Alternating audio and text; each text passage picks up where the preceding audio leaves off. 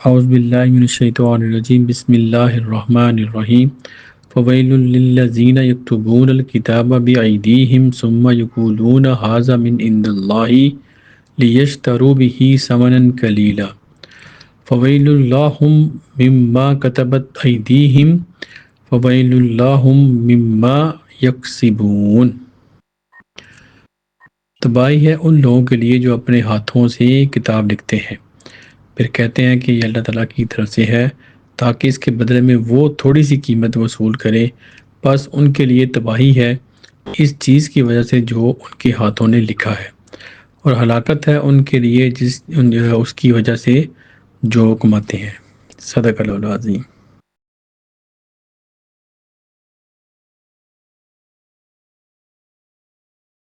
آج ہم سورہ بقرہ کی آیت نمبر 79 کی تلاوت کی، اس کا ترجمہ آپ نے سنا۔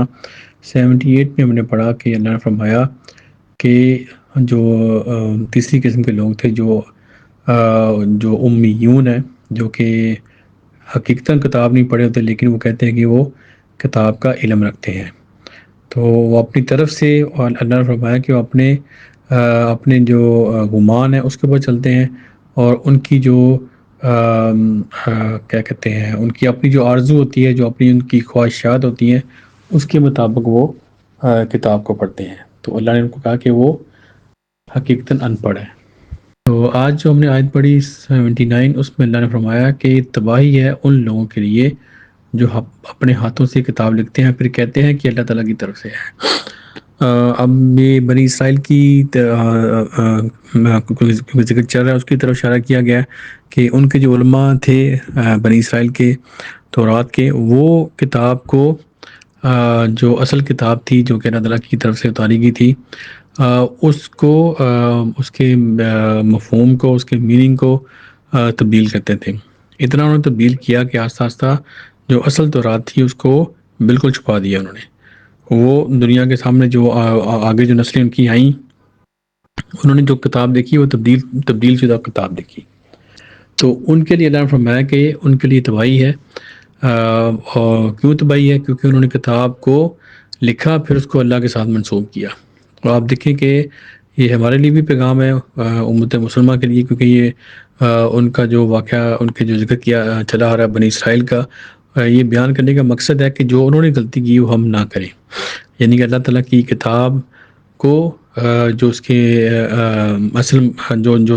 اس کا اصل مفہوم ہے وہ اس سے دور کرنا، اور بلکہ کتاب اللہ سے ہی دور کرنا، یہ آج بھی لوگ کر رہے ہیں کہ قرآن سے دور کرتے ہیں لوگ۔ بہت سے لوگ کہتے ہیں کہ قرآن کو ترجمہ نہیں پڑھنا چاہیے، اس میں گمراہ بندہ ہو سکتا ہے، اس طرح کی اور طرح کی باتیں لوگ کرتے ہیں، جبکہ کوئی بھی انسان اگر قرآن کو دل سے پڑھے اور بالکل ایسے پڑھے جیسے اس کو کچھ نہیں پتہ، اور قرآن سے ہدایت لینے کی کوشش کرے، تو اللہ تعالیٰ اس کو ضرور ہدایت دیتا ہے۔ تو ایسے لوگوں کے لیے اللہ تعالیٰ نے کہا کہ ان کے لیے تباہی ہے، جو ان کے ہاتھوں نے لکھا ان کے لیے تباہی، اور جو کچھ انہوں نے لکھا وہ بھی تباہی، یعنی کہ جو رائٹنگ کی گئی وہ بھی تباہی ہے، اور جو جن ہاتھوں نے کیا دونوں کے لیے تباہی ہے۔ تو اللہ تعالیٰ ضرور اس کو نابود کرے گا، کیونکہ یہ جو کتاب ہے یہ قیامت تک کے لیے رہے گی، اب اس میں کوئی تبدیلی نہیں کی جا سکتی۔ کوئی انسان چاہے وہ مسلمان ہو جو فرقہ وارث پھیلاتے ہیں، یا کوئی اور نان مسلم ہو، کوئی بھی کتاب میں کچھ بھی کوشش کرے گا تو اللہ تعالیٰ ضرور اس کو اس کی سزا دے گا۔ تو اس آیت میں بیسیکلی وہ فرمایا گیا ہے کہ جو اپنے مفادات کی خاطر اللہ تعالیٰ کی کتاب میں